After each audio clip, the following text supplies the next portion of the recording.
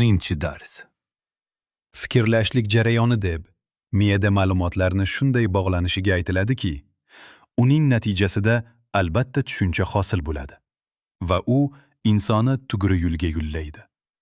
Ma'lumki, miya 3 turdagi ma'lumotlarni his qiladi va bu ma'lumotlar miyada turlicha bog'lanadi. Birinchi bog'lanish vujud talabi va voqsadan olingan ikki ma'lumotni bog'lanishidir.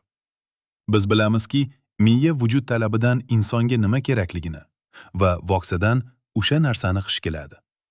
Bu ikki ma'lumotni bog'lanishi natijasida inson voqsadan o'ziga kerak bo'lgan narsani ajratib oladi. Ammo bu ajratib olingan narsa mohiyatini tushunish emas, balki o'ziga kerak bo'lgan narsani ajratib olishdir. Chunki bu bog'lanish natijasida insonda tushuncha emas, hissiy ajratish hosil bo'ladi. Faqat hissiy ajratishni o'zi bilan inson vujud talabini to'g'ri qondira olmaydi.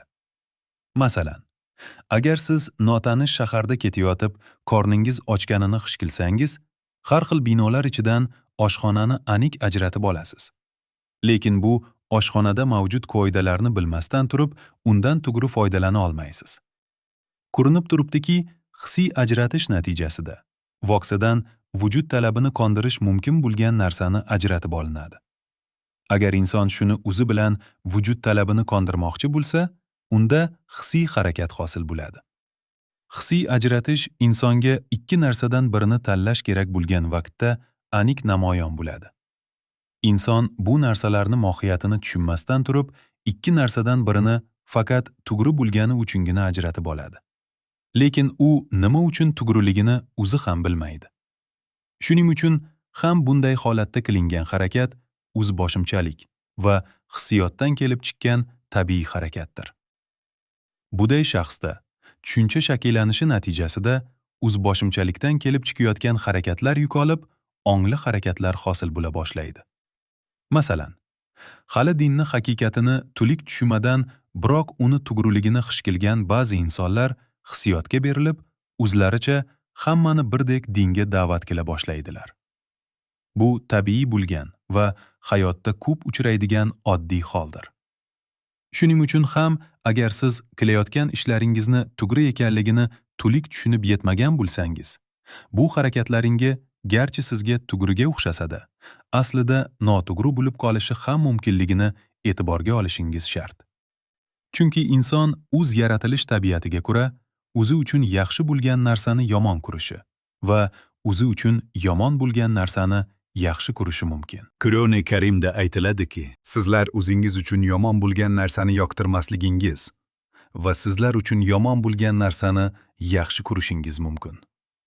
Alloh bilur, sizlar bilmassiz. Baqara 216 oyat. Xulosa qilib, shuni aytishimiz mumkinki, hissiy ajratish hamma insonda ham sodir bo'ladigan tabiiy jarayondir. Va bu holatda qilingan harakat hissiy harakat deb ataladi. Natijasi qanday? Tugashi muhim bo'lmagan ishlarda hissiyotdan kelib chiqqan harakatlar o'ta xavfli emas. Lekin e'tiqod va unga bog'liq bo'lgan masalalarda faqat hissiy ajratishni o'zi bilan kifoyalanish xatarlidir. Ayniqsa bugun ko'p insonlar bizni yo'l Alloh va Rasulini yo'li deb da'vat qilib turgan bir paytda ularni har birini xolis o'rganib chiqib, so'ngra ular ichidan eng to'g'risini tanlash kerak bo'ladi. Chunki bu Allohga qullik qilishni va to'g'ri yo'lga hidoyat topishni yagona yo'ldir.